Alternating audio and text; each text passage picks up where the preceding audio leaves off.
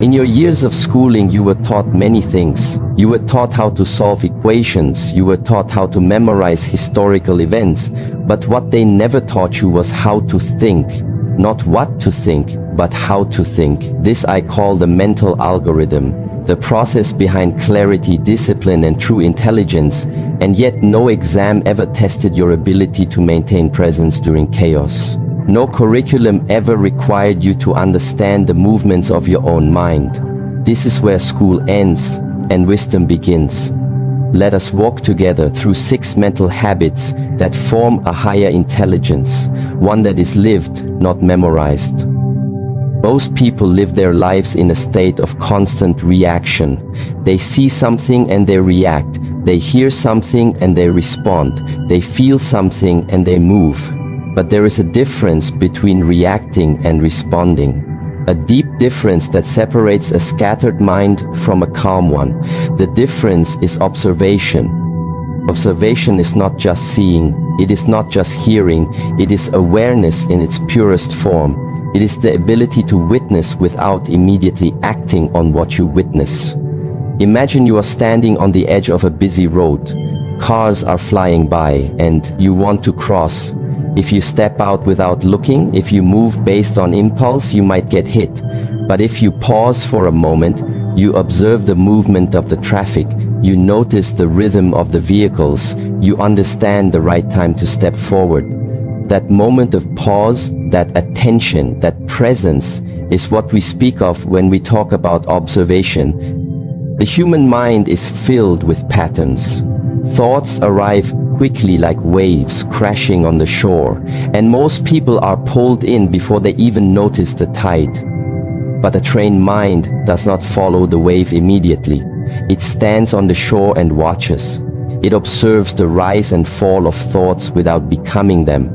This ability to step back and witness is not a gift, it is a habit, a muscle built through repeated effort. In daily life, someone says something rude to you and your body tightens. Your face grows hot. Your heart rate increases. In that exact moment, there is a gap, a small space between what was said and what you will do. If you react without observing, you might shout, you might insult back, you might make the situation worse.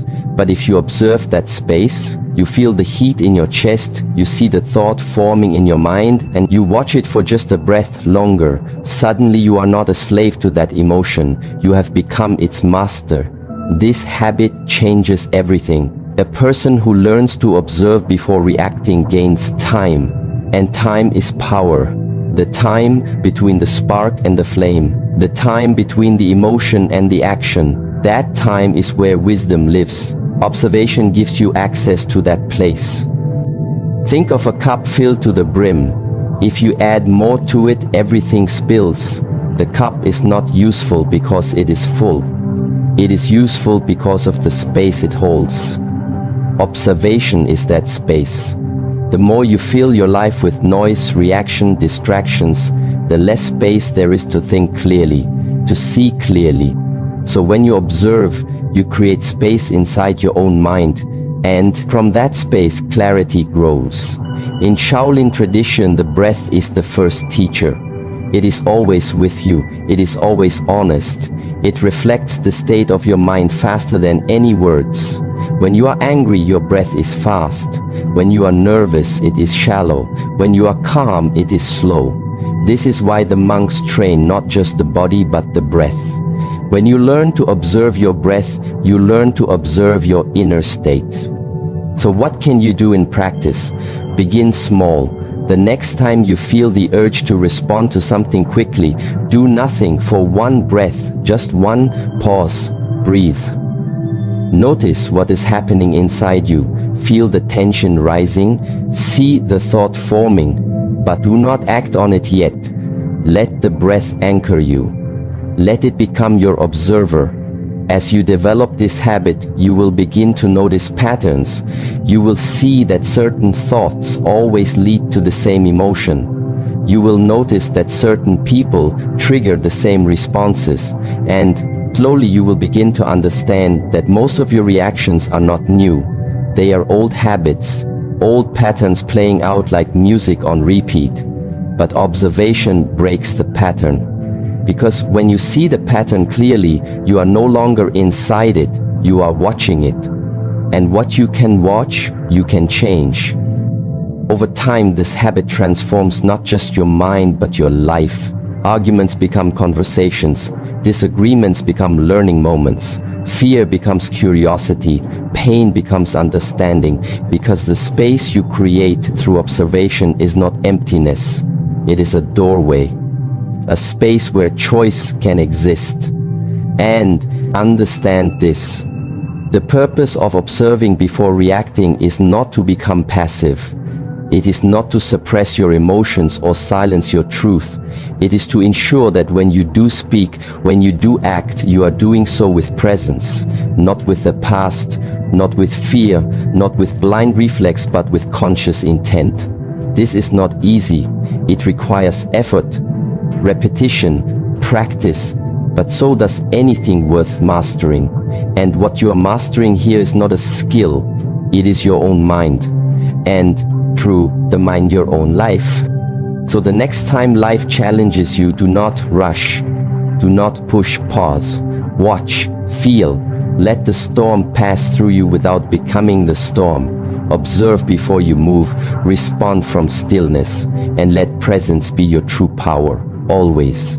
Every day the sun rises and the world begins to move. Some people wake up with purpose while others wake up with pressure. What makes the difference? It is not motivation, because motivation comes and goes. It is not inspiration, because that fades too. The difference is discipline. Discipline is not a punishment. It is not strictness for the sake of control. It is freedom built on structure. It is a quiet force that allows the mind to act, not based on how it feels, but based on what it knows. Your moods are like weather, one day sunny, one day stormy. Sometimes you feel like doing everything, sometimes you feel like doing nothing. But if your actions depend on your mood, you will never be consistent. And without consistency, there is no progress. Discipline is the ability to keep walking regardless of the weather, to hold the direction even when the winds of doubt begin to blow. In the Shaolin temple, training starts early. It begins when the body is tired, when the mind is slow.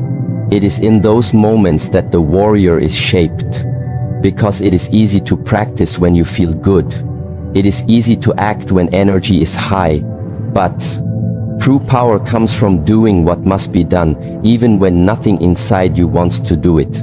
That is the foundation of mental strength. You may say, I don't have time, I don't have energy, but time does not appear, it is made. Energy does not come, it is built through movement. Discipline does not ask for permission, it simply begins. Even in silence, even in discomfort, even in fear, it walks without waiting for the perfect moment. When you choose discipline over mood, you stop being a servant to temporary feelings and start becoming a servant to your long-term vision. Because every time you let your mood decide your action, you give away your power. You become like a leaf blown by the wind, moving in all directions but never finding root. Discipline is the act of remembering what you said you would do long after the feeling in which you said it has faded. You set a goal in the morning and by evening your mood has shifted, but discipline remembers. It returns to the promise, even if the path is hard. It shows up not to be perfect, but to be present. And that presence, day after day, builds something stronger than mood. It builds identity. This is how warriors are formed. Not through dramatic effort, but through repeated small actions. A simple routine done with full attention, a basic movement practiced again and again, a quiet choice to sit with discomfort instead of running from it. That is the way of discipline. It does not shout, it does not seek attention, it simply does what is necessary again and again. You do not need to change your life overnight. You do not need to take huge steps every day. You only need to honor the small things, the morning breath, the stretch, the quiet reflection, the focused task. One thing done with full attention is more powerful than 10 things done without presence. If you wait until you feel ready, you will wait forever.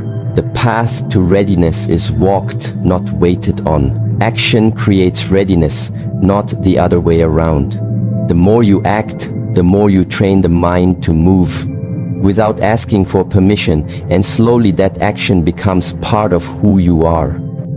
This is why the monks bow before and after every practice, not because it is tradition, but because it is a reminder to show respect to the moment, to show respect to the effort, to remind the body and the mind that we are not here to perform, we are here to be present.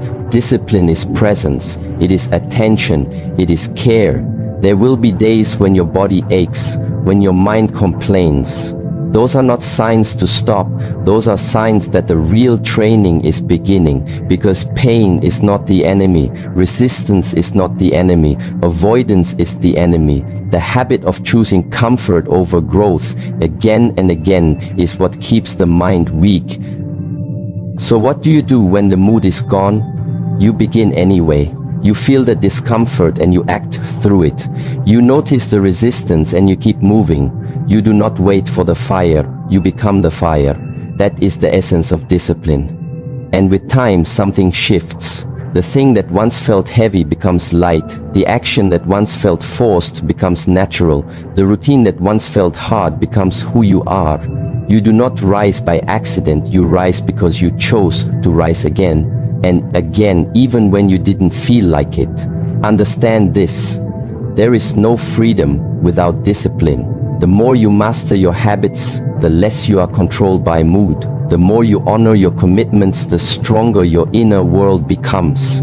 This strength does not depend on praise or reward. It is quiet, it is internal, it is unshakable. So as you walk your path, do not wait to feel ready. Do not search for motivation in every corner. Choose one thing and return to it every day, whether the mind agrees or not. Build discipline like a stone wall, one effort at a time, and let that become your foundation, always. In a time where everything moves faster, where noise surrounds you at every corner, and distractions grow louder every day, there is one principle that becomes more important than ever: simplify to amplify. The modern world teaches you to gather more knowledge, more possessions, more goals, more stimulation. But the wise mind knows that clarity does not come from addition, it comes from subtraction. When your mind is filled with 10 thoughts, how can it focus on one task? When your day is filled with countless distractions, how can you find depth in a single moment? You do not become intelligent by doing everything. You become intelligent by knowing what truly matters and letting go of what does not. That is the quiet strength of simplicity. Imagine a blade weighed down with unnecessary metal. It cannot cut, it is heavy, it is dull. But when the excess is removed, what remains is sharp, clean, purposeful. Your mind is no different. To amplify its power, you must remove the unnecessary and keep only what serves your direction. You have been told that more is better, more goals, more effort, more movement. But more without meaning leads to exhaustion, not excellence. Complexity often hides confusion. Simplicity reveals truth. It shows you the heart of what you are doing. Why in the Shaolin way each movement is practiced slowly, not to perform but to understand. There is no rush to master 10 forms. When one done with complete presence is enough. The repetition is not waste, it is wisdom. Because the mind learns not by doing everything, but by doing one thing completely. Every day you are presented with choices: what to listen to, what to watch, what to read, what to chase, and each of these things takes a small part of your attention. Your energy is like a flame. The more it is divided, the weaker it becomes. The more it is focused, the brighter it burns. Simplicity is not the absence of activity, it is the presence of direction.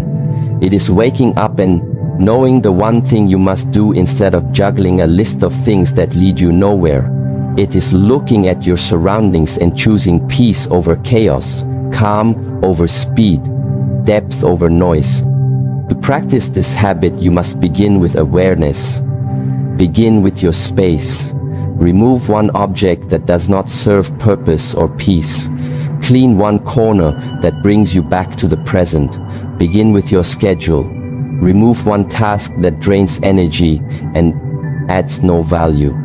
Do less, not to become lazy, but to become clear. The same applies to the mind. Thoughts will come, they always do, but not every thought deserves attention. Not every idea deserves your time. When a thought appears, ask, does this bring me closer to truth, or does it take me away from it? And if it does not serve, let it pass. Like a cloud moving through the sky, you do not need to chase every cloud. You need to stay grounded in the earth. Words also matter. In conversation, speak only what adds clarity or compassion. Do not fill the silence with noise. Silence is not empty, it is full of answers. When the words become fewer, the meaning becomes deeper. The great teachers do not speak endlessly, they speak simply. And in that, simplicity is power. The world tries to convince you that success is about doing more. But real mastery is doing less with more presence. The archer does not shoot many arrows in all directions. The archer focuses, draws breath, aims, and releases one arrow with full awareness. That is what hits the mark. So ask yourself each morning, what is the one thing today that if I do it with complete attention will move me forward? That is your focus. That is your practice. The rest is noise. The rest can wait. Even in relationships, simplicity brings truth. When you let go of the need to impress, when you speak honestly, when you listen fully, connection deepens. You do not need many friends, you need a few true ones. You do not need endless conversations, you need meaningful ones. Your environment also shapes your clarity. If your room, your phone, your calendar, your thoughts are cluttered, your energy will be scattered. Simplicity is not just a mindset, it is a way of living. It is removing the non-essential again and again until what remains is pure, until what remains is you. In the temple, the training hall is not filled with decoration. It is open, it is clean, it is silent, because the purpose is not to impress, it is to focus. The same must happen in your life. Keep what serves the purpose, let go of what does not. This is not loss, it is liberation. The greatest clarity you will ever find is not through adding more, but through removing what hides it. Like clearing dust from a mirror, like draining water from a flooded path, like stepping back to see the whole picture. Only when there is space can the mind breathe. Only when there is silence can the truth speak. So each day, simplify, not just for the sake of peace, but for the sake of power. Let your actions be few and focused. Let your space be calm and clear. Let your thoughts be sharp and honest. Do not chase 10 things with scattered energy. Focus on one with all your being. And remember, the path is not always to do more, but to do less with more meaning. That is how you amplify your presence, your clarity, your life, always. There is a voice inside you that never stops speaking, even when the world is silent. Even when no one else is listening, it keeps going. This voice is the most powerful influence in your life, not because it is always right, but because it is always there. Your inner conversation shapes your actions, your confidence, your decisions, and your direction. Yet most people never train it. They never question it. They just accept it as truth. But not all thoughts deserve your trust. Not all inner voices are wise. Some are just echoes of old fear. From a young age, you are surrounded by opinions, by expectations, by rules that shape the way you speak to yourself.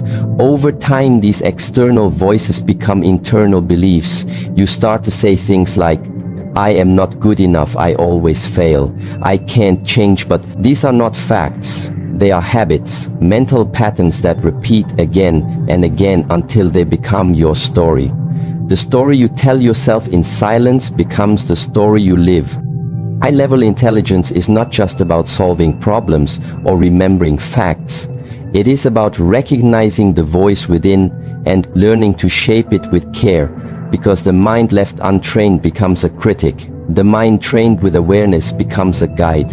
In the Shaolin path, the practice is not only physical, it is deeply internal. The breath, the posture, the movement, all are ways to observe the inner conversation when pain arises.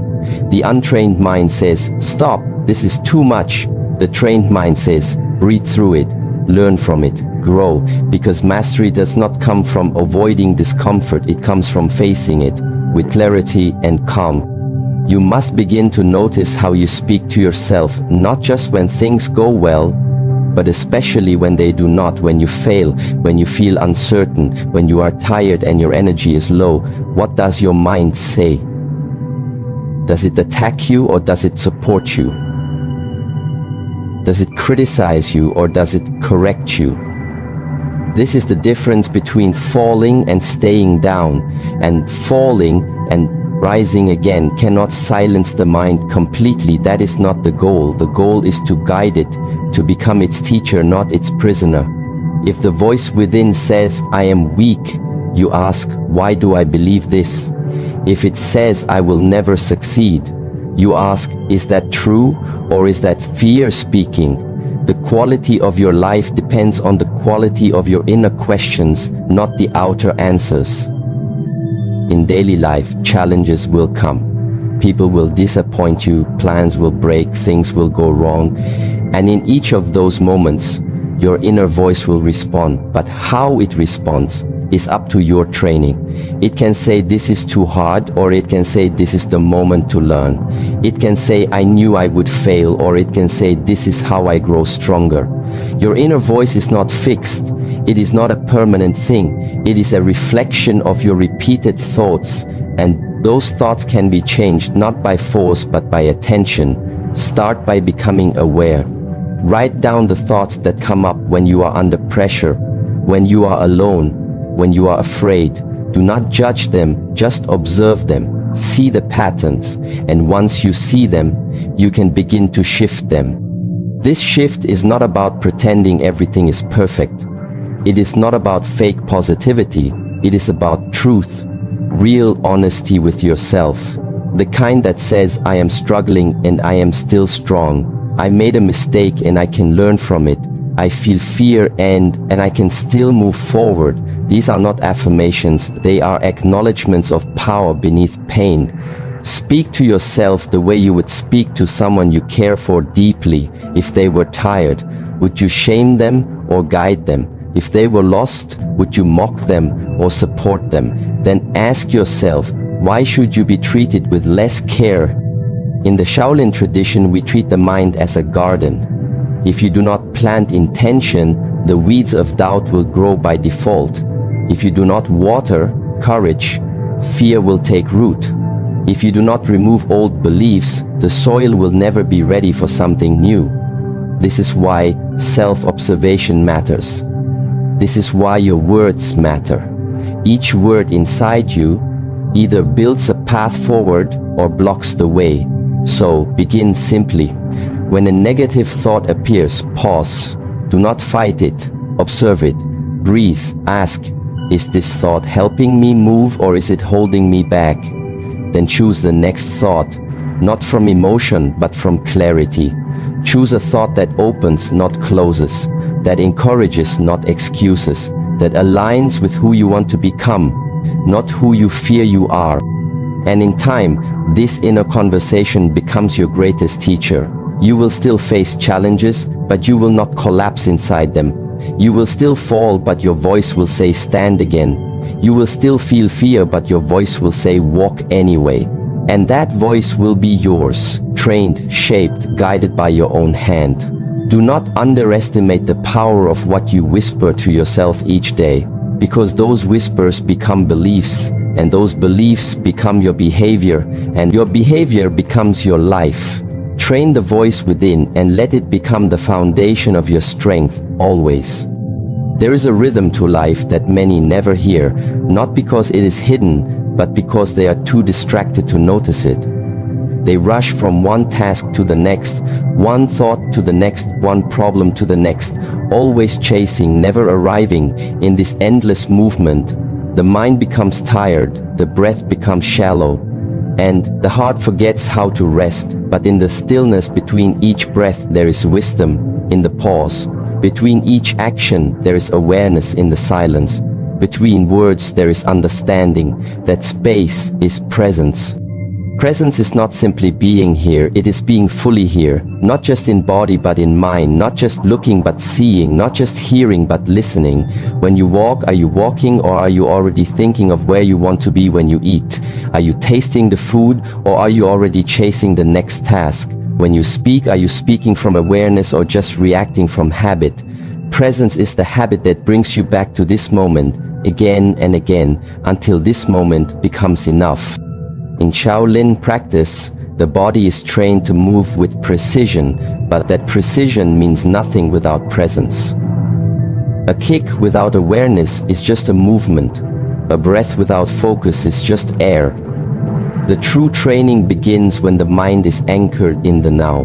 When each motion becomes a meditation, each breath a lesson, each repetition a chance to return to stillness. That is when power meets purpose. Modern life teaches you to divide your attention, to keep multiple tabs open, to scroll while you eat, to talk while you type, but the divided mind is not an efficient mind, it is a distracted one, and distraction is the enemy of clarity. Presence does not mean doing less, it means doing what you are doing with your whole being. It means bringing your full attention to what is in front of you, not because it is easy, but because it is real. Try this the next time you walk. Do not touch your phone, do not rush, feel your feet on the ground.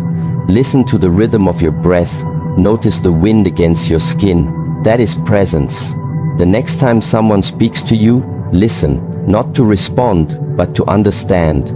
Hear the emotion behind their words, see the tension in their body. That is presence. The next time you eat, feel the texture, taste the flavor, chew slowly. That is presence. It is not a technique, it is a return to what is already there.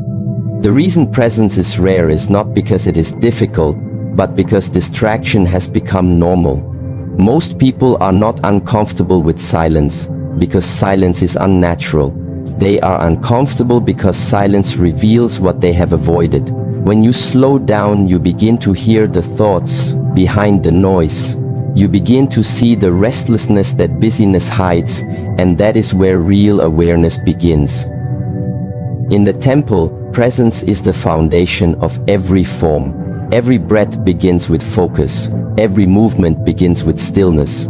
Even the most complex routines are built on one single point of attention. Monks train not to become superhuman, but to become fully human. And the way to become fully human is to return again and again to what is here, not what is next.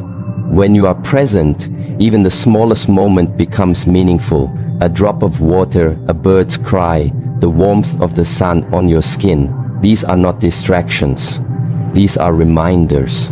They bring you back to your senses, and the senses are your bridge to now. Your thoughts can drift to the past or leap into the future, but your senses only live in this moment.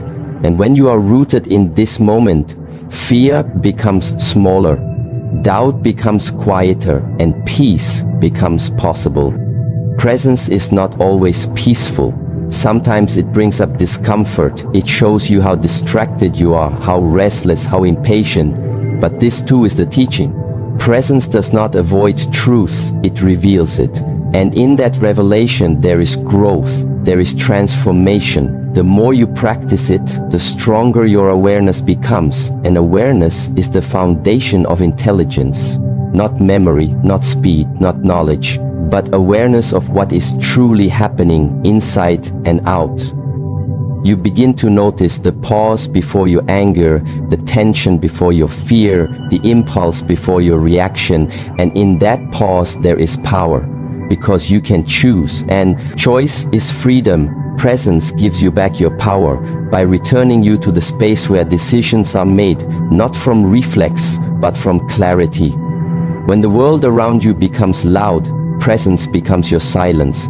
When the path ahead becomes unclear, presence becomes your compass. When the pressure rises, presence becomes your center.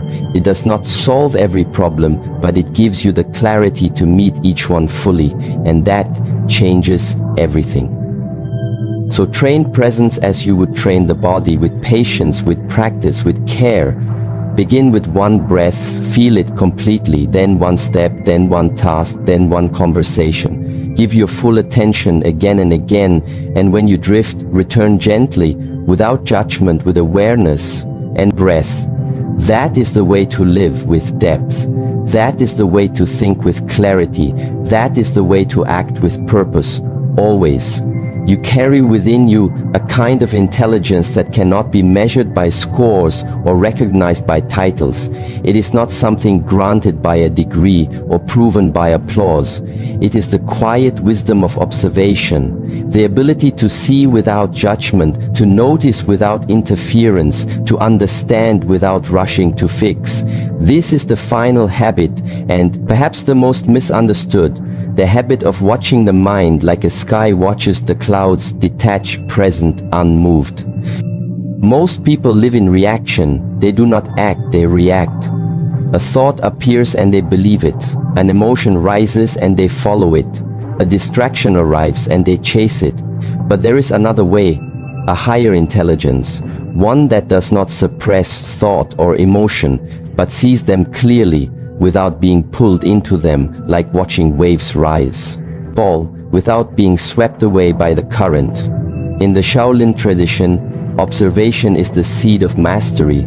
Before you can change something, you must see it clearly without distortion. Before you can guide the mind, you must understand its habits, its fears, its movements. And that understanding comes from watching, not judging, not forcing, but observing with full attention. When anger appears, can you feel it rise without becoming it? Can you see how it changes the rhythm of your breath, the pace of your speech, the shape of your thoughts? Most cannot.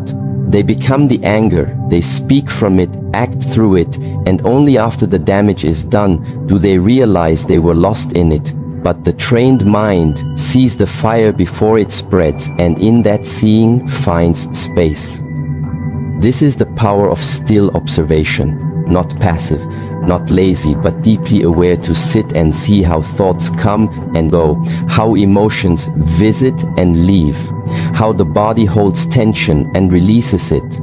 This seeing is not thinking, it is not analysis, it is pure awareness, like looking into a still lake and seeing every ripple, every reflection.